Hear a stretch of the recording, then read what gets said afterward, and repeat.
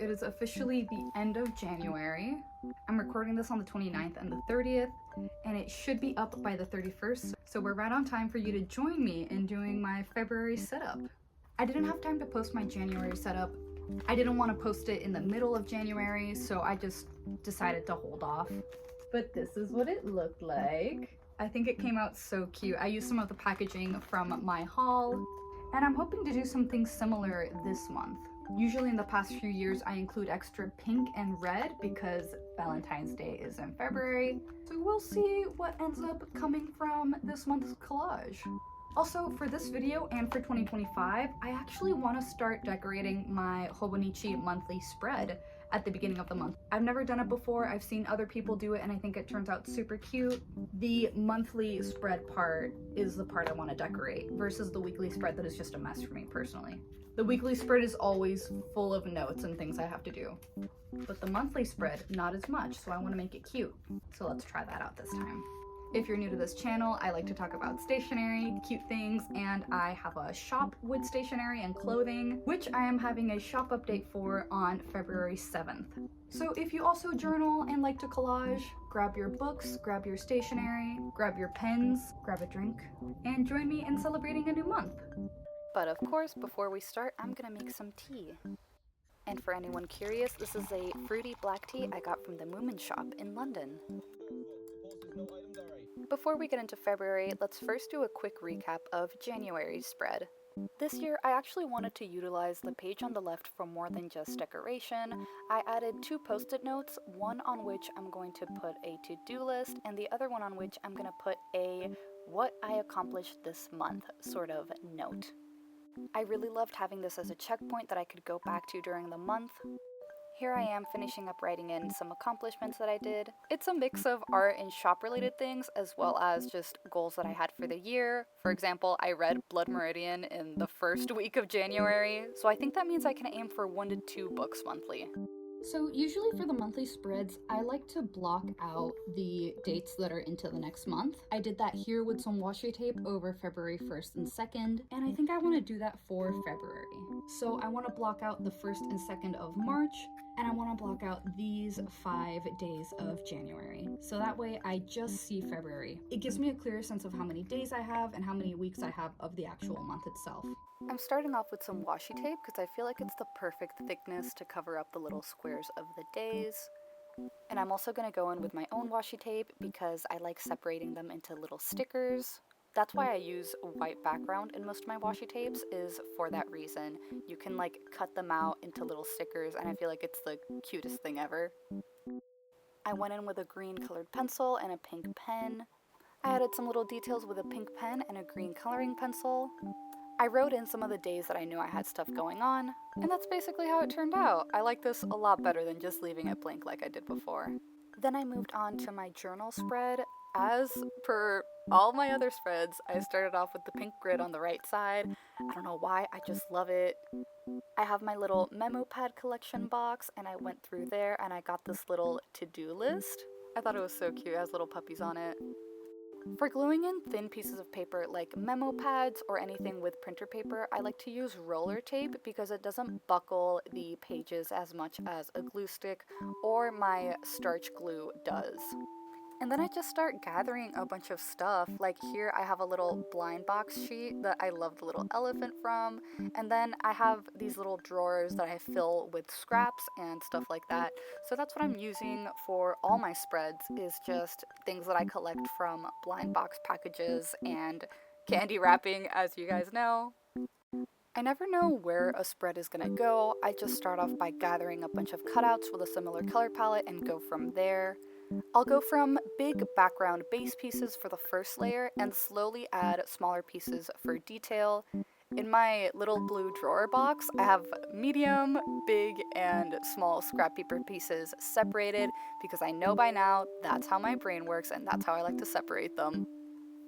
As someone who is very susceptible to cute packaging, I feel like instead of just throwing it away or putting it in a photo album that I don't look at as often, I use them in these spreads and sort of start associating them with that month. Like when you listen to a certain group of songs over and over and they remind you of the time when you look back on them. Speaking of using scraps and working with nostalgia, I feel like I've seen a rise in junk journaling, at least with people mentioning it on social media and showing them in videos, and I love that because I feel like when you start working with one type of journal that has like a certain label to it, it usually evolves into another. Like, I started bullet journaling to the T in 2016, following all the rules it had, and slowly, I think over like 1 to 2 years, I really began adapting it to what worked for me, made my own little symbols and such, and sort of created a mix of what now I would label as like junk journaling slash bullet journaling. By far, one of the most prominent bullet journal aspects that has stayed in my journal is the calendar that I do on the right side, which I'm gonna let you watch this time lapse because it is my favorite thing to watch when I record this, is doing the calendar because it's just so satisfying to watch. But yeah, did that. That's my favorite part in every video. And now I'm just doing with a colored pencil the February on the left side. I don't know why, that's just how I've done all my spreads from now. I rarely mix it up, which maybe saying that now I should. But yeah, I always put the month name on the left side and then my calendar on the right side. I don't know. It's just how I like to do it. To separate my months, I like to go through my bookmark collection. They're not even bookmarks, they're more like page tabs, and I always have little cute ones to separate the months, so that way when my journal is closed, you can see them pop out, and at the end of the year, you get a little display of all the adorable little tabs that you've curated for your months.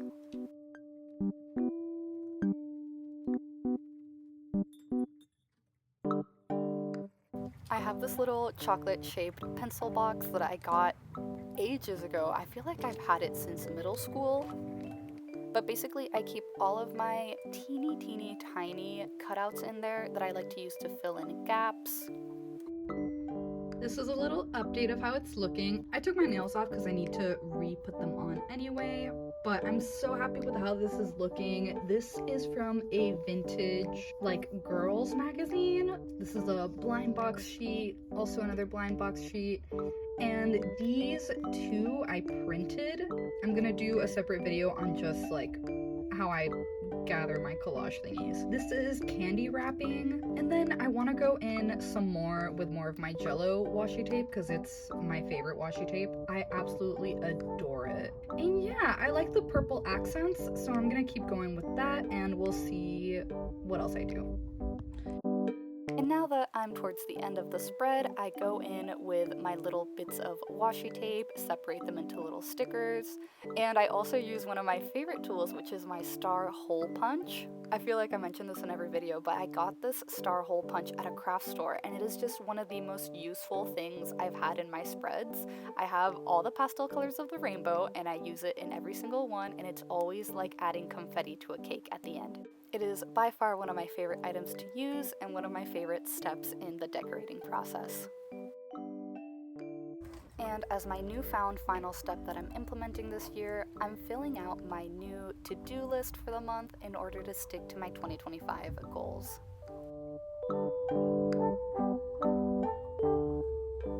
This is how my hobonichi spread came out.